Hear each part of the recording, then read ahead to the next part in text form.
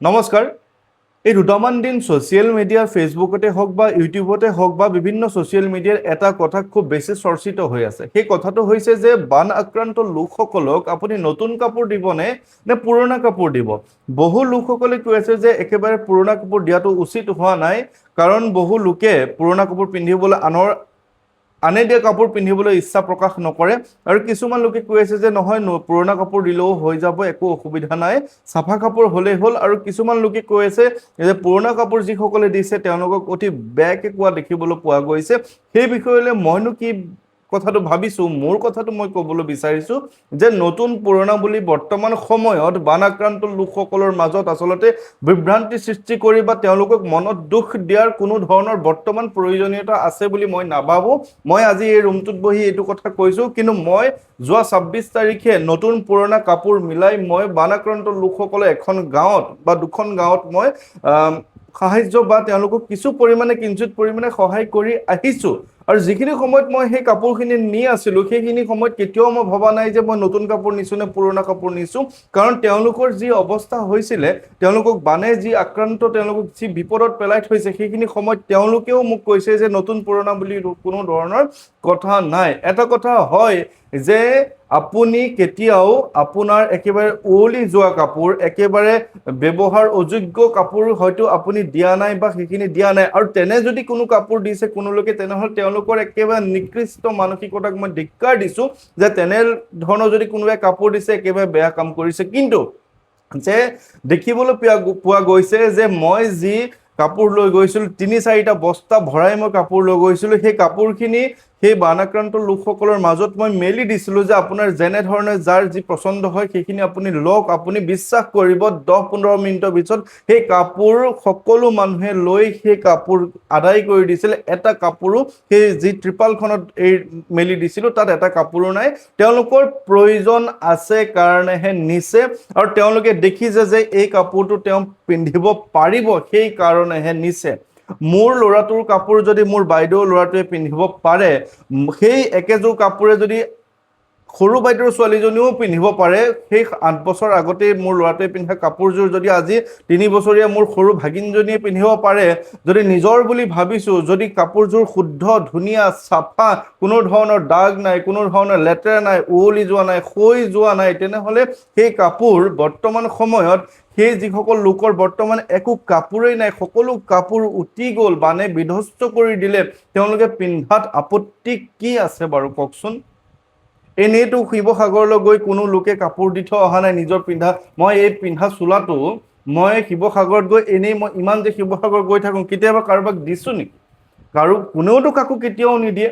কিন্তু আজি তেওঁলোক বিপদত পৰিছে, তেওঁলোকৰ সহায়ৰ প্ৰয়োজন হৈছে যে এখন জিলাৰ যিসকল লোক, লাখ লাখ মানুহ বিপদত পৰিলে, সেই লাখ লাখ কাপোৰ নতুনকৈ কোনে কিনি দিব পাৰিব কওকচোন বাৰু? কিছুমানৰ বহুত বহুত টকা আছে, তেওঁলোকে ১০০ নতুন চাদৰ মেখেলা কিনি দিছে, কোনোবাই ১০০টা হাফ পেণ্ট কিনি দিছে, বা কোনোবাই কিবা কিনি দিছে, সেইটো আমি সমৰ্থন কৰিছোঁ, ভাল পাইছোঁ। আমিও মানুহক ২০০টা আণ্ডাৰপেণ্ট, পুৰুষক ২০০গৰাকী মহিলাৰ কাৰণে তেনেধৰণৰ আণ্ডাৰৱেৰ আমি কিনি দিছোঁ, নতুনকৈ কিনি দিছোঁ। ২০০খন গামোচা মোৰ ফালৰ পৰা দিছোঁ, ধুতি দিছোঁ, চেলেং দিছোঁ, তেনেধৰণে যিখিনি প্ৰয়োজনীয় সামগ্ৰী তেওঁলোকক দিবলৈ আমি চেষ্টা কৰিছোঁ, নতুন কাপোৰ দিবলৈ চেষ্টা কৰিছোঁ। নতুন নতুন চাদৰো দিছে, মোৰ মায়ে একেবাৰে পেকেটত ভৰাই থোৱা নতুন চাদৰ দিছে।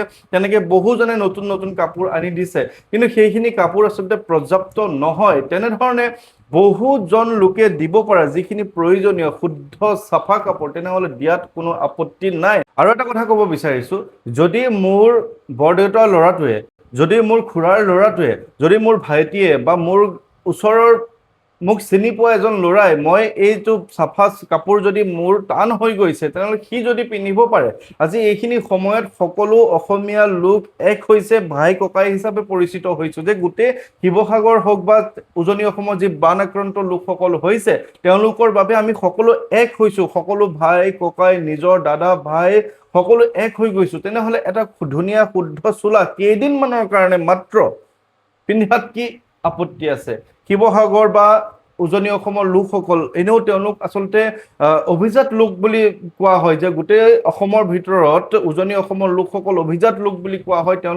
তেওঁলোকৰ লাইফষ্টাইল, তেওঁলোকৰ খুব সুন্দৰকৈ তেওঁলোকে থাকে। তেওঁলোকে কেতিয়াও আশা কৰা নাই যে কোনোবাই তেওঁলোকৰ পুৰণা কাপোৰ তেওঁলোকক দিব, বা কোনো লোকে, আমিও কেতিয়াও আশা কৰা নাই যে কেতিয়াবা হ'লেও শিৱসাগৰত আমি পুৰণা কাপোৰ দিব লাগিব। সেই কথাটো মনত অনাটোও ভুল, কিন্তু এইখিনি সময়ত তেওঁলোক বিপদত আছে। তেওঁলোকক অকণমান কেইটামান দিনৰ কাৰণে আমি পিন্ধিব দিছোঁ, যিবোৰ কাপোৰ পিন্ধিব পাৰি, সেই সমূহ কাপোৰহে দিয়া হৈছে। কোনোবাই যদি পিন্ধিব নোৱাৰা কাপোৰ দিছে, সেইখিনি তেওঁলোকৰ নিজৰ কথা, সেইখিনি তেওঁলোকৰ একেবাৰে ব্যক্তিগত, তেওঁলোকৰ মানসিকতাৰ কথা। কিন্তু যিসকল লোকে যিসমূহ কাপোৰ আমি দেখা পাইছোঁ, সেই কাপোৰখিনি নিজেও ভাল কাপোৰ দিছোঁ আৰু আনকো ভাল কাপোৰ দিয়া আমি দেখিছোঁ। কিছুমান ফটো আচলতে বিয়পি পৰিছে, সেইবোৰ আচলতে কোনো মানুহে দিয়া নাই। সেইবোৰ তেওঁলোকৰ নিজৰ কাপোৰখিনি যিখিনি বেয়া হৈছে, উৱলি গৈছে, বা তেওঁলোকৰ পানীত বেয়া হৈ গৈছে, সেইবোৰ তেওঁলোকে মেলি পেলাই ধুনীয়াকৈ শুকুৱাই ৰাখিছে, যাতে সেইবোৰ আকৌ পিন্ধিব পৰা হৈ যায়। সেইবোৰ ফটোকে কিছুমান লোকে গৈ ফটো মাৰি আনি দি আছে, ইমান বেয়া কাপোৰ দিছে, অমুক দিছে, তমুক দিছে। সেইবোৰ আচলতে হ'ব নালাগে। যদি আপোনাৰ ক্ষমতা আছে, আপুনি 100 যোৰ নতুন কাপোৰ দি দিয়ক, তাত আমাৰ কোনো আপত্তি নাই। আমিও যিমানখিনি পাৰিছোঁ দিছোঁ। কিন্তু যাৰ যেনেকৈ যিমানটো ক্ষমতা আছে, যাৰ যিমানটো সাধ্য আছে, সিমানটোহে দিব পাৰিব। গতিকে সহায় কৰা মন সকলোৰে আছে। কোনোবাই 1 টকা দিও সহায় কৰিছে, কোনোবাই 10 লাখ টকা দিও সহায় কৰা আমি দেখিব পাইছোঁ। গতিকে এটকা দিয়াজনকো আমি নুই কৰিব নোৱাৰোঁ। তেওঁৰ যি মহানুভতা, তেওঁ সিমানটোৰে সাধ্য আছে, তেওঁৰ সেই 1 টকাটোৰো মূল্য আছে। আমি 1 টকাৰ চেম্পু এপেকেটো দি আহিছোঁ যে কোনোবা এজনে সহায় পাওক।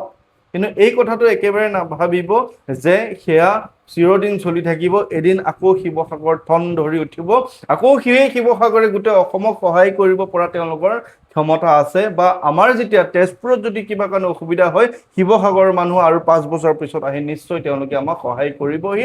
যদি আমাৰ ইয়াতো বানপানী হৈ যায়, আজি মই বৰ্তমান কোনোবাই দিয়া কাপোৰ এটা নিপিন্ধো, মই কিয় পিন্ধিম?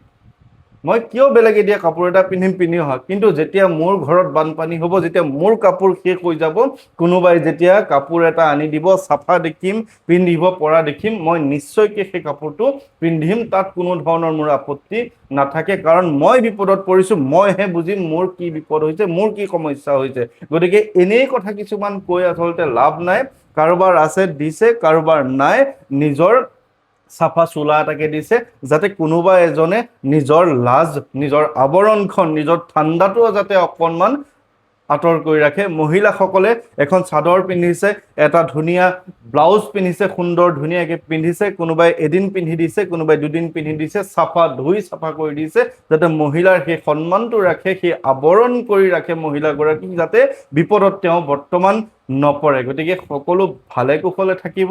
কথাখিনি কৈছোঁ, এইকাৰণেই কৈছোঁ যে বহুতে বিভিন্ন কথা কয়, সেইখিনি কাৰণেহে কৈছোঁ। গতিকে যোনে পাৰিছে দিছে, যোনে নাই পৰা তেওঁলোকৰ ধুনীয়া চাফা কাপোৰ এটাকে দিছে। অন্ততঃ বৰ্তমান সময়ত মানুহখিনি বিপদৰ পৰা ৰক্ষা পৰক। পিছত দেখা যাব, পিছত কি হয় সেইখিনি দেখা যাব। সেয়া কাপোৰ তেওঁলোকে হয়তো নিপিন্ধিবও পাৰে, নালাগে সেয়া কাপোৰ তেওঁলোকে পিন্ধিবলৈ। আকৌ নতুনকৈ তেওঁলোকে কিনি ল'ব, সদ্যহতে তেওঁলোকৰ সেই বিপদটোৰ পৰা অন্ততঃ উদ্ধাৰ হওক।